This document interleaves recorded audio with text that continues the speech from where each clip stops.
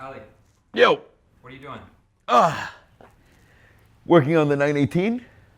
You don't even have any tools. Okay, so what's your point, dude? Come on, I want to show you this car. I finally picked one up that your fans wanted to see. All right. Anything for the fans except penis points. Those are mine. Well, everybody's been asking for this one, and I thought that the time was now to finally get your hands on Godzilla. Oh, fuck!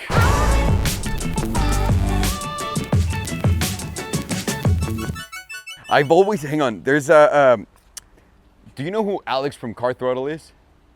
Yeah. Dude with the big arms? Yeah. He always fists exhausts. And I think I can fist this one myself. She's gonna get the full Alejandro, if you know what I'm saying. Which would be like this. Wait, that's me. Hang on. Here we go. It all went in. What is going on, Cupbangers? My dude Pedro right there behind the camera got us a GTR to review. I gotta be honest with you, I've always been scared. This is part of the fun and a budget challenge that we've been doing. Disclaimer though, these cars over $100,000 new, but if you buy a used one, you can get it for about $50,000, like some of the older ones, obviously. The car looks exactly like the ones you can buy for $50,000, so I think it qualifies. And before jumping in the car, I want to tell you why I was very reluctant about using this car before. And the reason why is simply the feedback that you get on every single car channel is, this drives like a video game, has a ton of power, nothing else. And I want to see if you guys can prove me wrong. I want to understand what the whole crazy is all about. So I guess, Pedro, I'm going to get inside of the car, get inside of her, and just see what happens, like every Tuesday night.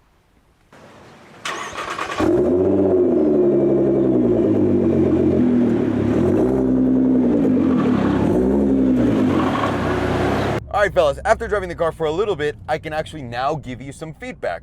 I'll give you the positive feedback first and then the negative feedback, and at the end, we'll just talk about which car out of all of the ones I've driven right now does the best or the more for me. And we'll go from there. How about that? Sounds good, Alejandro. Great. Thank you, Alejandro. Let's talk positive right now. Positive is always the first thing. So, positives. Number one, the acceleration.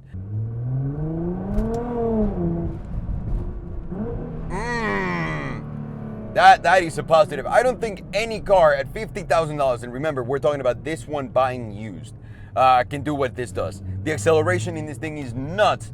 Not even close to 918 insane, but it's really good for the price. The second odd thing that I really enjoyed in this car was the seat adjuster. So it has a little knob that moves your seat. Oh! It has a little knob that moves your seat, and it's quite epic because it doesn't have buttons, nothing. It's just a little twist and move up and down. Kind of like the iDrive, if you want to think about it, just to adjust your seat. And the whole thing moves accordingly. So that's pretty legit, Nissan. Well done. This is one of the things I like the most and hate the most about this car. When you're accelerating, let go of the gas. It gives you like it's stopping, but it's not. Kind of as if it was an electric car. But the blow-off valves sound amazing. I'll add it into the positives right now. For the price, the sound system's actually really good. I'm not gonna complain about it. It sounds the part. I would say it's worth the sound system. Not crazy great, but not bad at all. It's good. Visibility. Visibility is also really good. All around you can see there's not a lot of blind spots. Actually, I'd say none.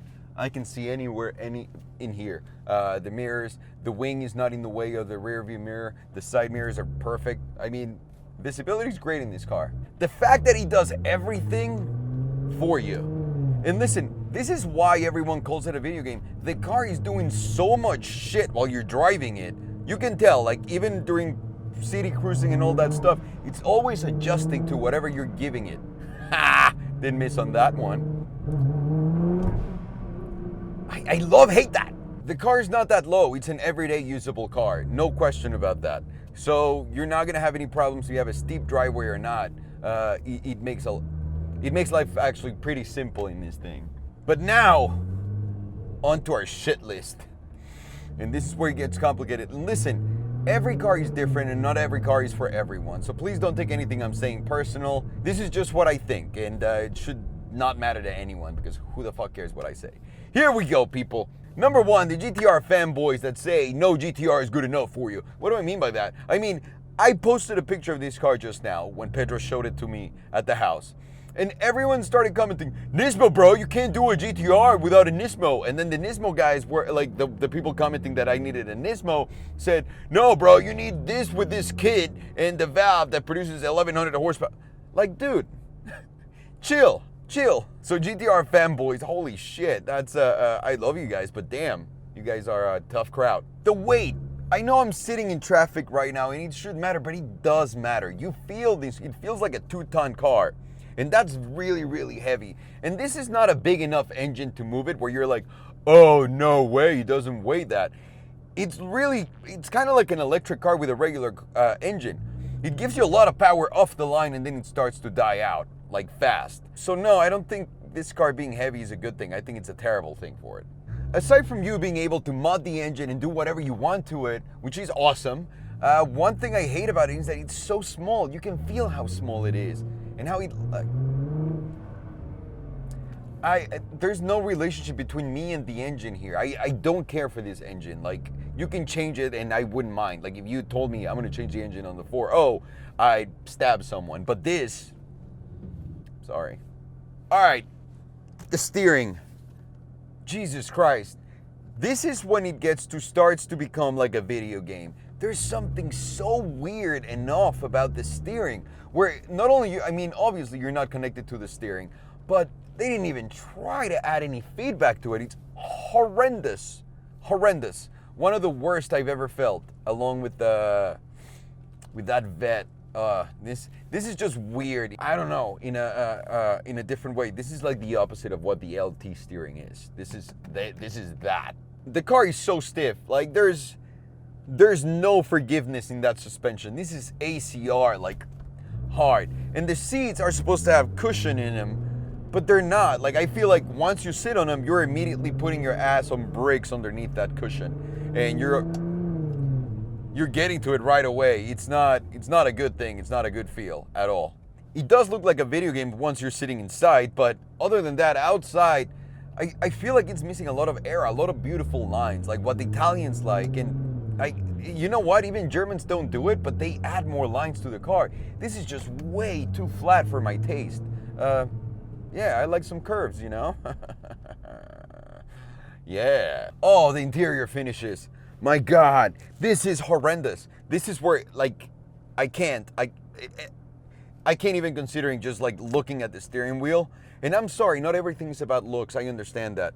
But this doesn't offer anything exclusively that will make me oh wow, you know what? Forget about that.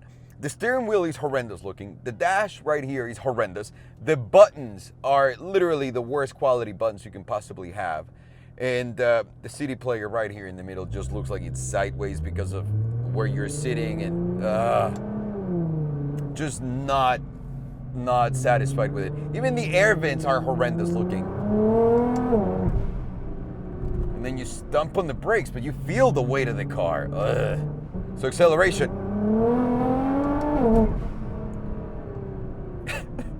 It also feels whenever you accelerate the car that the wheels are gonna go, but the chassis is gonna stay. It's so strange. So, to summarize everything I said, this is a great car if you're buying at 50 grand to feel like you're driving a 911 Turbo on a budget, or a 918 on a budget, or that's it, because they're all-wheel drive cars.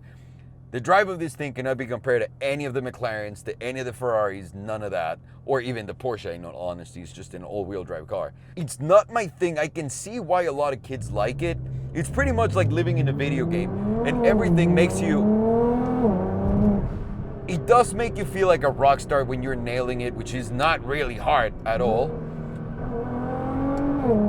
I feel safe giving this to someone that I like, that likes to go fast, and be like, at least you're not going to be able to fuck that up like that much.